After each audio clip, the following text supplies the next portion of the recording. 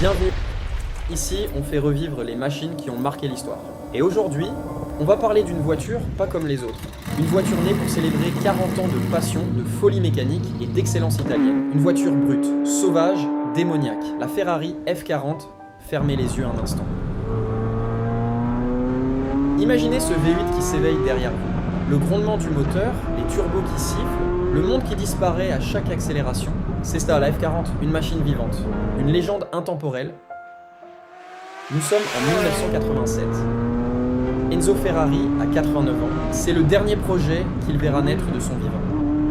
Il veut une voiture pour célébrer le 40e anniversaire de sa marque, une voiture qui représente tout ce que Ferrari est, la puissance, la beauté, la pureté mécanique. Pas d'électronique, pas d'assistance.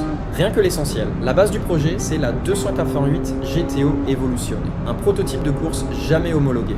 Une bête conçue pour la piste que Ferrari décide d'adapter pour la route. Résultat, une supercar sans filtre, sans compromis et sans pitié, une Ferrari à l'ancienne. La dernière vraie, selon beaucoup. Sous le capot arrière, un V8 de 2 litres 9 biturbo, 478 chevaux, un couple explosif. Et une vitesse de pointe hallucinante pour l'époque. 324 km/h en 1987, c'était la voiture la plus rapide du monde. Mais la F40, ce n'est pas qu'une question de chiffres. C'est une question de sensation. Chaque démarrage, c'est une montée d'adrénaline. Chaque accélération, un uppercut. Et quand les turbos s'enclenchent, c'est une déflagration pure. Pas d'ABS, pas de direction assistée, pas d'airbag. Le conducteur est seul, face à la route, face à la machine. Et c'est justement ça la magie. La F40 ne cherche pas à te protéger. Elle t'apprend l'humilité. Quand on regarde une F40, on comprend tout de suite qu'elle n'a pas été dessinée pour plaire. Mais pour performer, chaque ligne, chaque aération, chaque courbe a une raison d'exister.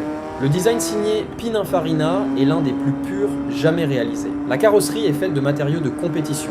Kevlar, fibre de carbone, aluminium. Résultat, un poids plume d'à peine 1100 kg. Les formes sont tendues, agressives, prêtes à bondir. L'aileron arrière, massif, est devenu une signature. Et les phares escamotables ? La petite touche 80 qui nous ramène dans une époque dorée, pas de luxe inutile, pas de cuir brodé. Juste un châssis, un moteur et une mission, aller vite. Très vite, conduire une F40, c'est une expérience à part. C'est brut, c'est dur, c'est vivant. Dès que tu t'assois à bord, tu sens que tout est différent. Pas de moquette, pas d'insonorisation. Tu entends tout. Le moteur, les vibrations, les craquements du châssis, le volant est dur. La boîte de vitesse, un véritable défi. Et quand les turbos s'enclenchent, tu pries pour que la route soit droite. C'est une voiture qui ne pardonne pas.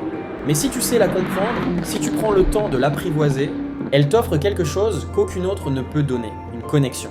Pure, directe, viscérale, aujourd'hui la Ferrari F40 est plus qu'une supercar, c'est un symbole.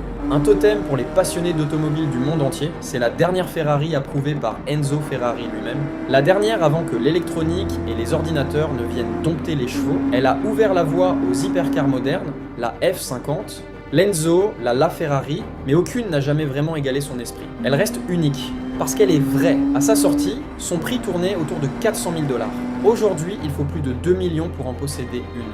Mais la vérité, c'est que son vrai prix, c'est l'émotion qu'elle procure. La Ferrari F40, c'est le rugissement du passé.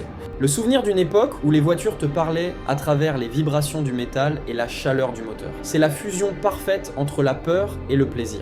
Un mythe mécanique, indomptable, éternel. Et tant qu'il y aura des passionnés pour faire tourner son V8, elle ne mourra jamais. Merci d'avoir regardé cet épisode de Gear Up. Si tu as aimé ce voyage dans le temps, laisse un pouce rouge Ferrari, abonne-toi et prépare-toi pour le prochain épisode. Car la route ne fait que commencer.